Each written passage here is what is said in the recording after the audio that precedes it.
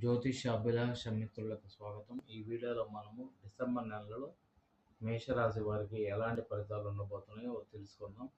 మేషరాశి నుంచి 3వ ఇంట్లో, 4వ ఇంట్లో 3, 4లో గురువు యొక్క సంచారం, 5లో కేతువు యొక్క సంచారం, 11లో రాహు యొక్క సంచారం, 12లో శని భగవానుడి యొక్క సంచారం ఉంది.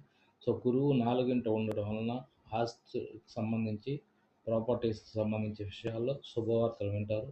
సో అదే గురువు 6వ తారీఖున డిసెంబర్ 6న వక్రించి మిథున రాశిలోకి తృతీయ స్థానంలోకి వెళ్ళడం వలన సోదరి వర్గంతో మంచి మైత్రి ఉంటుంది.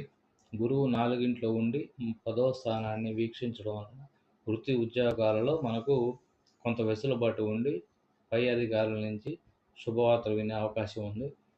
అదే గురువు మనకు పంచమ యొక్క దృష్టి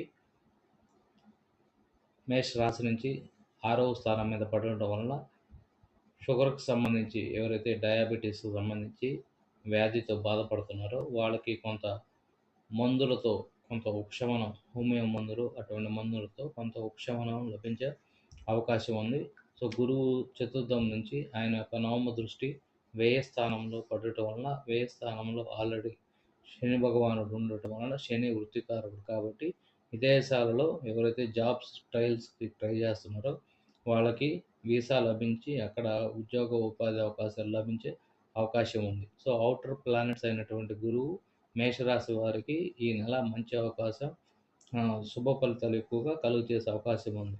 సో ఇంకొక అవుటర్ ప్లానెట్స్ అయినటువంటి రాహుకేతువులు మేషరాశి నుంచి పంచమంలో కేతువు ఉండటం వలన అది హృదయ స్థానం, తండ్రి స్థానం అవటం వలన తండ్రికి కొంత అనారోగ్య సమస్యలు వచ్చే అవకాశం ఉంది. అలాగే 11 రాహు మేషరాశి వారికి ఉండటం వల్ల కుంభరాశిలో రాహు 11వ ఇంట్లో పాపస్థానాలైనటువంటి 11వ ఉండటం వలన 11వ ఇల్లు అనేది మనకు విదేశాల్లో సంబంధించినటువంటి అవకాశాలు ఎక్కువగా లభిస్తాయి అన్నమాట. విదేశాలలో అక్కడ కోర్సులలో మనకు అడ్మిషన్స్ కోసం యూనివర్సిటీలు ట్రై చేసేవారికి అక్కడ అడ్మిషన్స్ లభించడం, ఈ గ్రీన్ కార్డు లభించడం అటువంటివి ఎక్కువగా 11వ రాహు ఉండడం వలన మేషరాశి వారికి సంతృప్తికరమైన వార్తలు వినే అవకాశం ఉందన్నమాట.